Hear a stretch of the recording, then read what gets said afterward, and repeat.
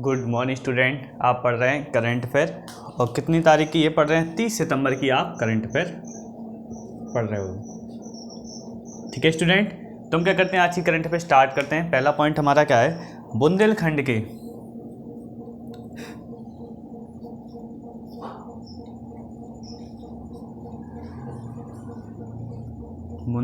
में क्या हो रहा है? पहला टाइगर रिजर्व को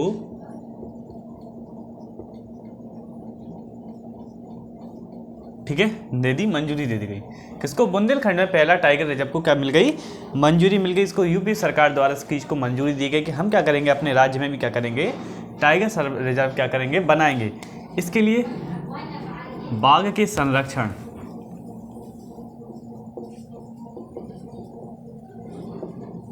इसके लिए किसके? बाघ के संरक्षण को बढ़ावा देना।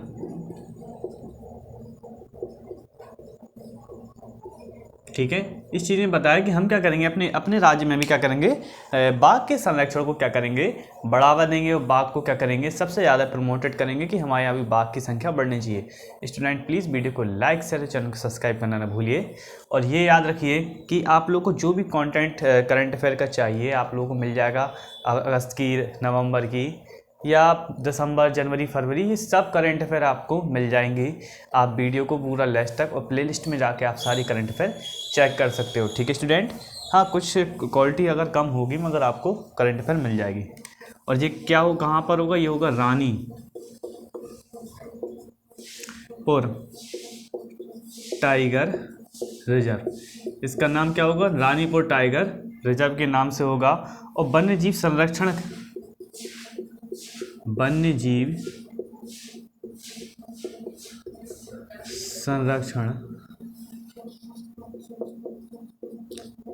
अधिनियम, वन्यजीव संरक्षण अधिनियम कितना? 1972 के तहत। ठीक है, वन्यजीव संरक्षण अधिनियम 1972 के तहत क्या किया जा रहा है, इस चीज़ को लगाया जाएगा, मतलब इस चीज़ को बताया जाएगा। और इस चीज़ को बनाया गया, मतलब कि इस रिजर्व को बनाया गया। ठीक है, और इसके साथ ही ये टाइगर रिजर्व,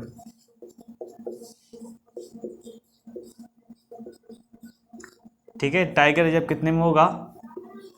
52,979 हेक्टेयर भूमि। ठीक है, कितना? 52,998 हेक्टेयर भूमि पर क्या होगा? ये टाइगर रिजर्व होगा। मतलब कि भारत का पहला ये मतलब यूपी का ये पहला क्या है, टाइगर रिजर्व है, जिसमें आबादी कितनी है? इसमें आबादी अपने भारत में पूरे उसकी है जी आबादी, ऐसा नहीं है कि अकेले की हो। इसमें भी यूपी में भी बहुत ज़्यादा ज़मीन है, तो उसके आधार पर ये यूपी का जो यूपी में बना उसके आधार पर है, सॉरी, ये यूपी के आधार पर उसकी आबादी कितनी होगी? 2967। और इसमें यूपी का भी कुछ हिस्सा मिला है। ठीक है, पूरे इंडिया का जोड़ के हेक्टेयर को भूमि को बताए।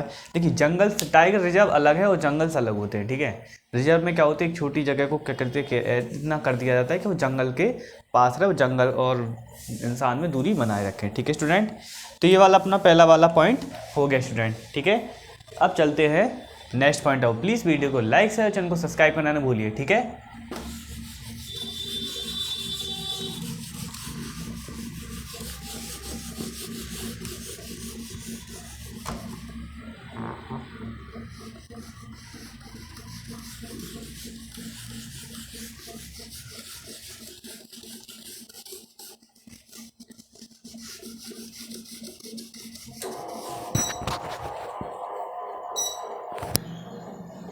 ठीक है, नेक्स्ट पॉइंट क्या अपना, लाइट चली गई थी फिर से आ गई लाइट।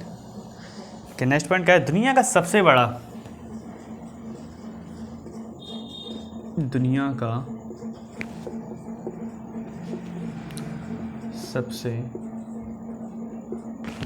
बड़ा क्या है?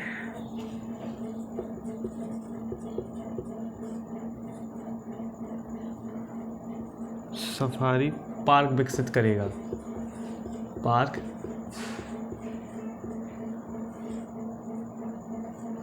विकसित करेगा। कौन करेगा? देखिए, दुनिया का सबसे बड़ा पार्क विकसित करेगा कौन? Safari park, Haryana. इन्होंने बोला कि हम क्या करेंगे, दुनिया का सबसे बड़ा सफारी पार्क क्या करेंगे? विकसित करेंगे। हरियाणा ने इस चीज़ को बोला, उस चीज़ पर क्या करेगा? ये काम करेगा। देखते हैं कि हरियाणा कहाँ तक इस चीज़ पर जाता है। ठीक है स्टूडेंट, इसके साथ ही ये कहाँ पे विकसित और कितने एकड़ में होगा? ये होगा अरावली रेंज में। कौन सी रेंज में होगा ये? अरावली।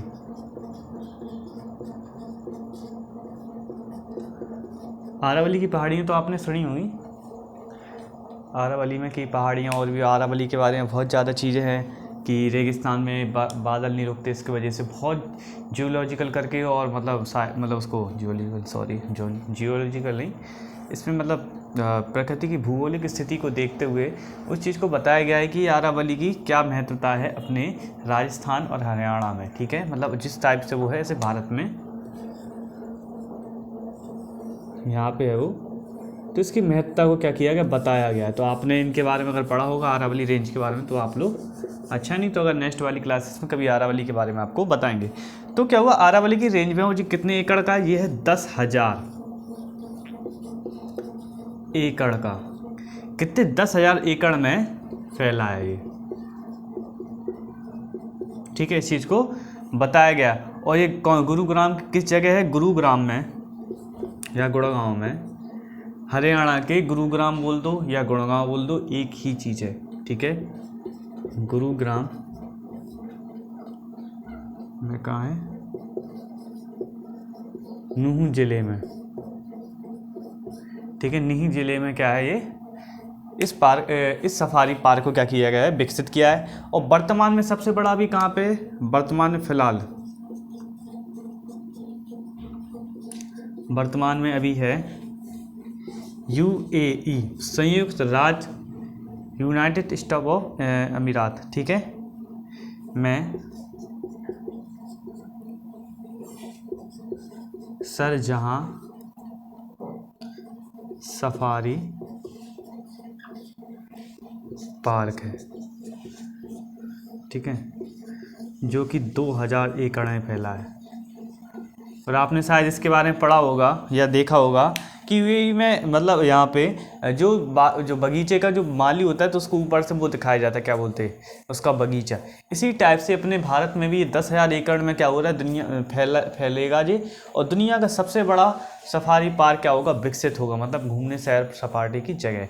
मतलब कि 10,000 एकड़ में आदमी कितने दिनों तक घूमेगा? सोचो, गाड़ी से जाएगा ना घूमने। तो इस चीज़ के लिए सरकार क्या कर रही है? बहुत सारी चीज़ों का इंतजाम कर रही है, जिससे कि आने वाले समय में पर्यावरण को बहुत अच्छे तरीके से क्या किया जा सके? बचाया जा सके। और इसके ऊपर बहुत ज़्यादा क्या कर रही है? वर्क कर रही है। ठीक है स्टूडेंट, इस पॉइंट में इतना ही। अब चलते हैं नेक्स्ट वाला पॉइंट, और अच्छा है थोड़ा वो वाला देखिए, और वीडियो को लाइक से चैनल को सब्सक्राइब करना ना भूलिए। जितना आप जुड़ोगे उतना अच्छा रहेगा, नहीं जुड़ोगे कोई प्रॉब्लम नहीं, हमारा कोई नुकसान नहीं होगा, नुकसान आप लोगों का होगा।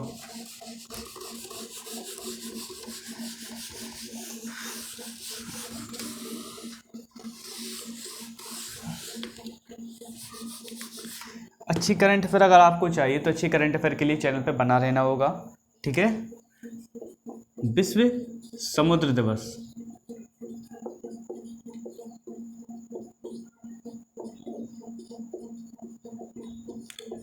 विश्व समुद्र दिवस मनाया गया। ठीक है, क्या किया गया? विश्व समुद्र दिवस मनाया जाता है। ये क्या होता है? ये विश्व मतलब समुद्र के प्रति अपनी एक अच्छी छवि को दिखाना या समुद्र की देखभाल करने के रूप में इस दिवस को मनाया जाता है, और समुद्र के बारे में लोगों को जागरूक करना है। ठीक है, और इसके साथ ही ये सितंबर के आखिरी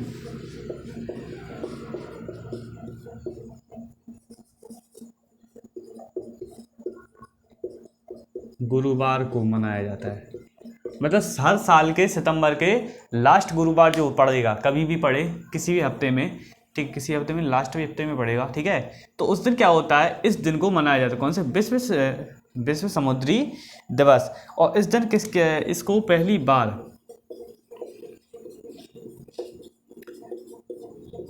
1998 में मनाया गया। तो क्यों मनाया जाता है? ये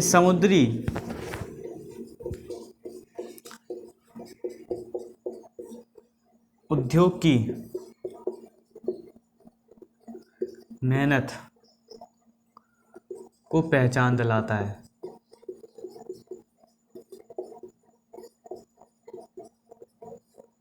देखिए, जैसे कि आपने पढ़ा होगा समुद्री सी फूड और एक्सेट्रा चीज़ें क्या होती है, समुद्र से हम लेते हैं। समुद्र से बहुत सारे खनिज भी प्राप्त होते हैं, तेल भी प्राप्त होता है।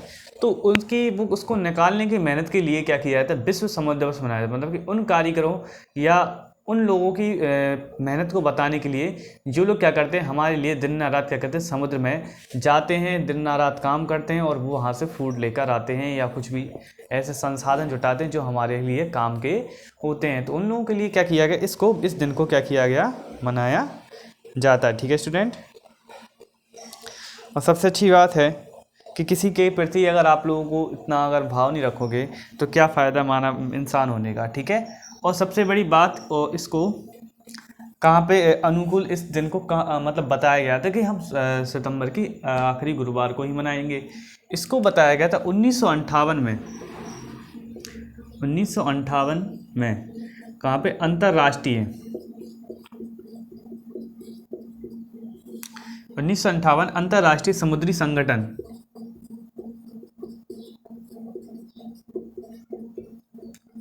समुद्री संगठन सम्मेलन में आयोजित किया था।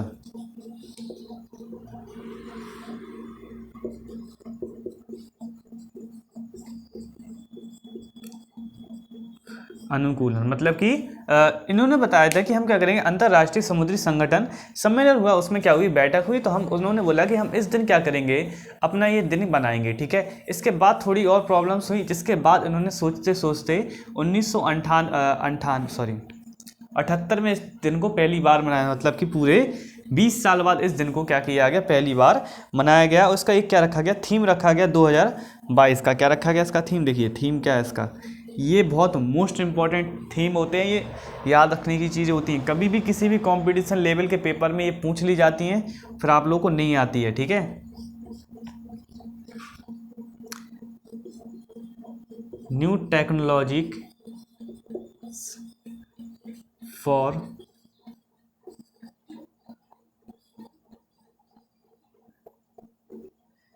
ग्रीनर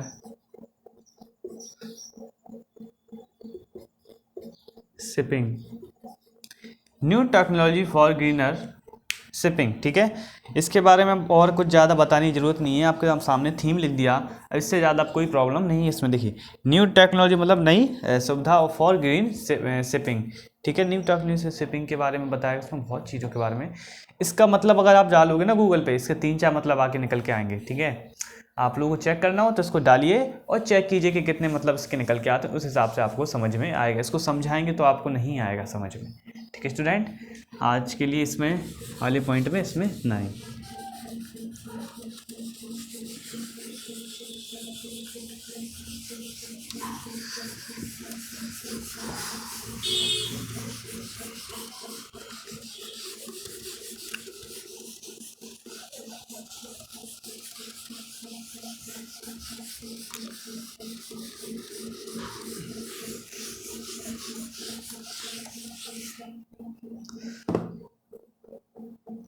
अंतर्राष्ट्रीय अनुवाद दिवस मनाया गया, कौन सा, अंतर्राष्ट्रीय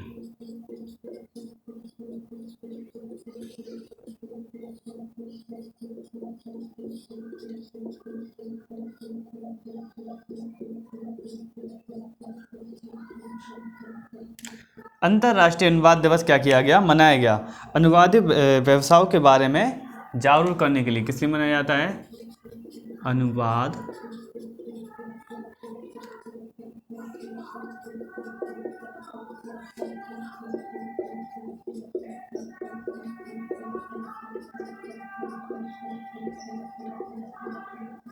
ठीक है, किसके, अनुवाद व्यवसायों के बारे में क्या करना, जागरूकता करना, इस चीज़ को बताया गया है। और भाषाओं के बारे में भी जागरूकता लाना, किसके, भाषाओं, पूरा समझाते हैं अभी।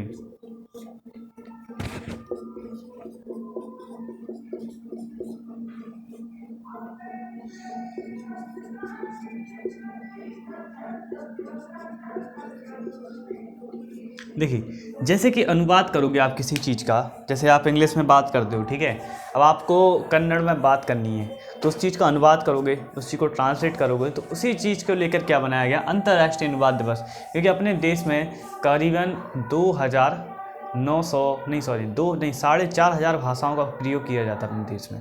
कितनी 4,500 भाषाओं का अलग अलग जातियों और धर्मों के द्वारा प्रयोग किया जाता है। तो देखिए, इतने सारी भाषाओं के आधार पर अपन पूरा भारत मिलकर बनाए, फिर भी भारत की एकता कभी खंडित नहीं हो, ना भगवान करे कभी हो। क्योंकि देखिए, एकता में रहोगे तो एकता में शक्ति रहती है, ठीक है, अकेले रहोगे कुछ नहीं होगा, ठीक है।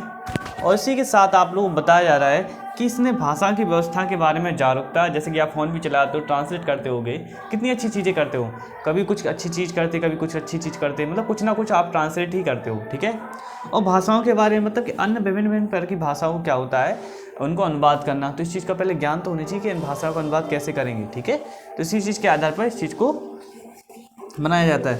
और इसको 30 सितंबर को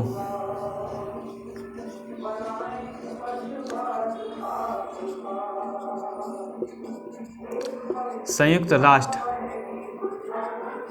महासभा द्वारा गठित किया गया था। 30 सितंबर का दिन संयुक्त राष्ट्र महासभा द्वारा क्या किया गया था, बताया गया था। और इसकी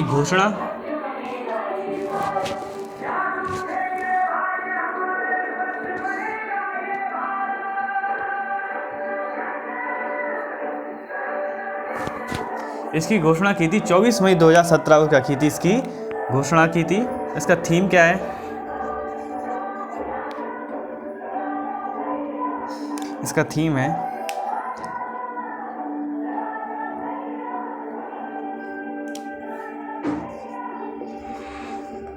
अ वर्ल्ड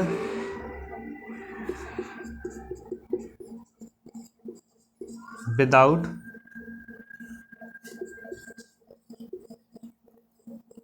बैरियर्स, ठीक है, बैरियर्स,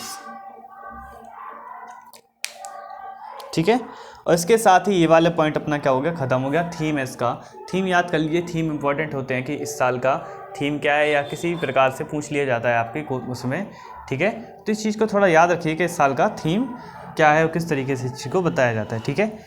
अब चलते हैं नेक्स्ट वाला पॉइंट, इसमें भारत के लिए थोड़ा सा अच्छी चीज़ों के बारे में बताएंगे आप।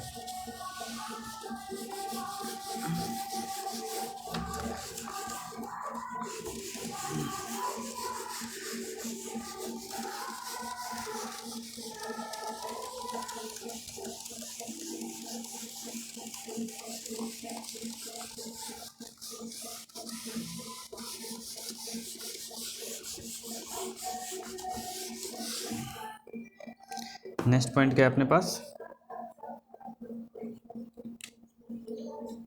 दुनिया का सबसे बड़ा, क्या कह रहे हैं, दुनिया का सबसे बड़ा सौर ऊर्जा संयंत्र,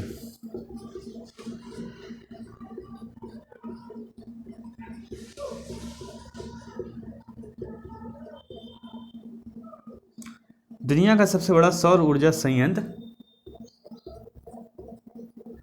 शुरू किया, ठीक है। क्या हुआ, दुनिया का सबसे बड़ा सौर ऊर्जा संयंत्र क्या कर दिया गया, शुरू कर दिया गया। ये किसके द्वारा शुरू किया गया, मतलब किया, अडानी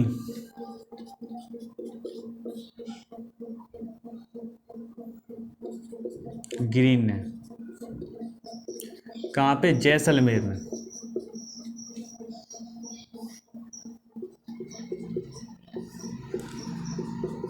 जैसलमेर में। आपने परमाणु तो पढ़ी होगी, मतलब वो मूवी आई थी परमाणु, जिसमें न्यूक्लियर उसको क्या कर रहे थे, टेस्ट किया था जैसलमेर में।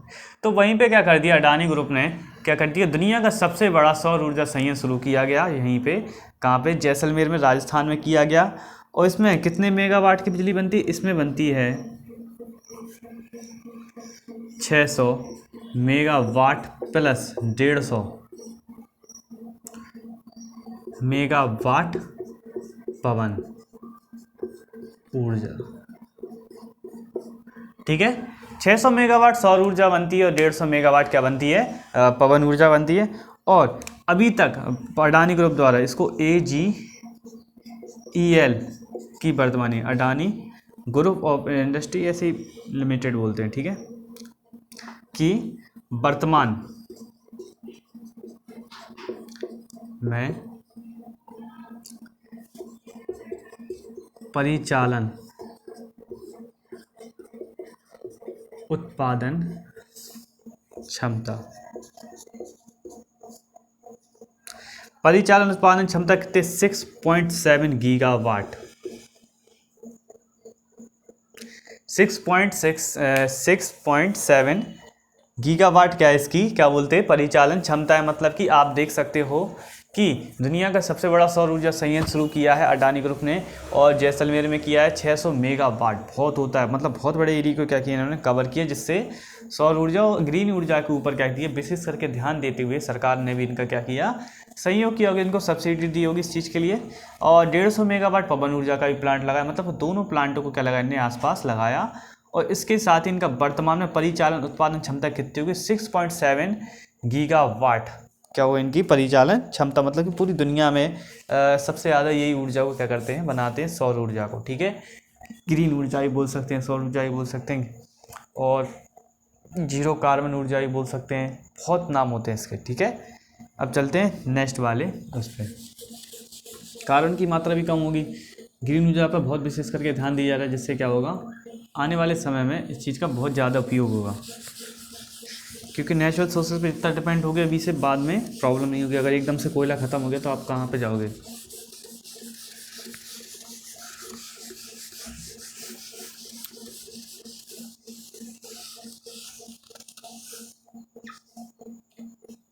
ठीक है। पीएम मोदी ने, अब नेक्स्ट चलते हैं मोदी के पास। पीएम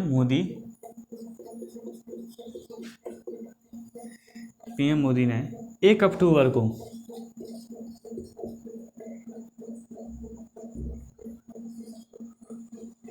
1 अक्टूबर को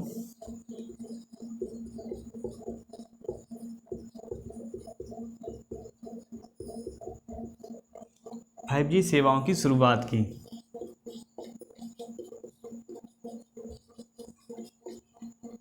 ठीक है।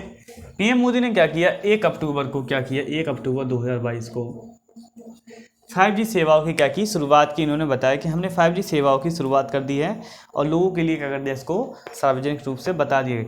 इसमें 5G तकनीक क्या होगी, प्रयोग होगी। इसके साथ ही इसके अंतर्गत निर्बंधन करना, ठीक है, और इसके अंतर्गत क्या है, उच्च डेटा दर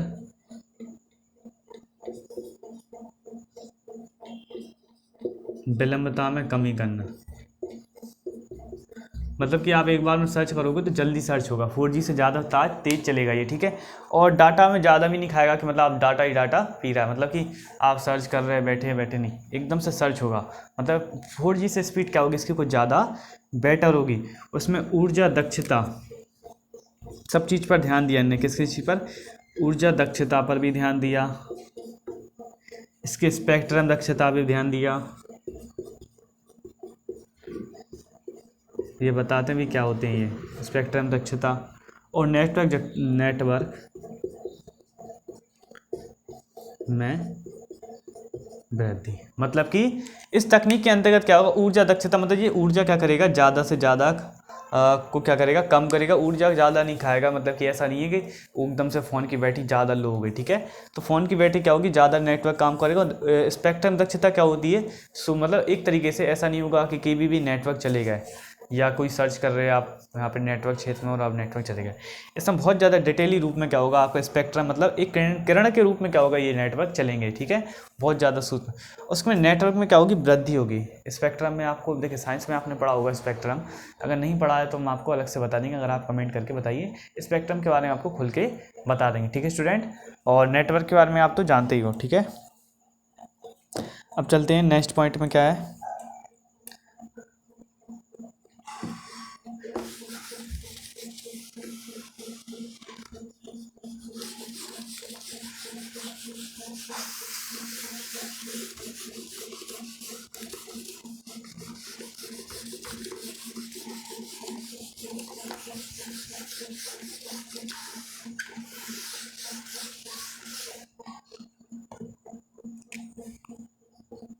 कार्बन उत्सर्जन को कम करने के लिए, कार्बन उत्सर्जन को कम करने के लिए, ठीक है, कार्बन उत्सर्जन को कम करने के लिए क्या करेंगे, कन्वेयर बेल्ट का उपयोग करेंगे। कन्वेयर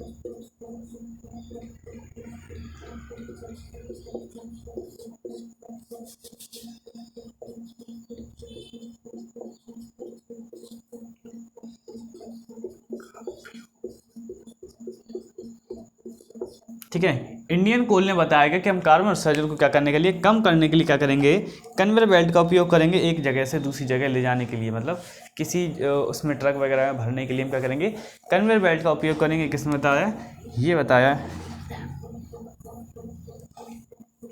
कोल इंडिया ने, इंडिया कोल यानी कोल इंडिया ने इस चीज़ को बताया। उसके साथ ही परिवहन, उसके कोयले के सुरक्षित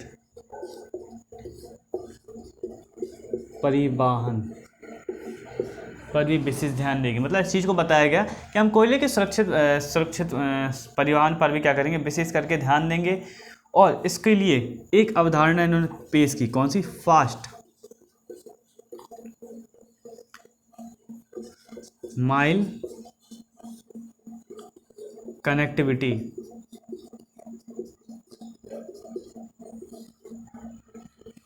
फास्ट माइल कनेक्टिविटी नामक अवधारणा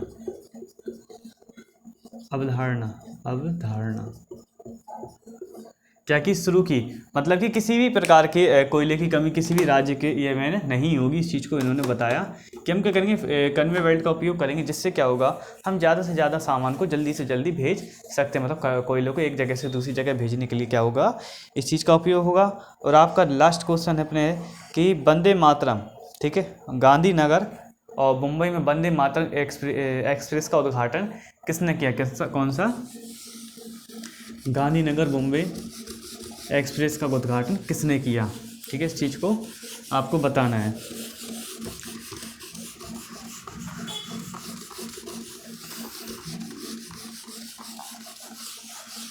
और प्लीज़ वीडियो को लाइक से, चैनल को सब्सक्राइब करना भूलिए स्टूडेंट। आज के लिए इसमें इतना ही। आपका सपोर्ट ज़रूरत बहुत ज़्यादा है, आप लोग सपोर्ट नहीं कर रहे, इस चीज़ को विशेष करके ध्यान दीजिए, ठीक है।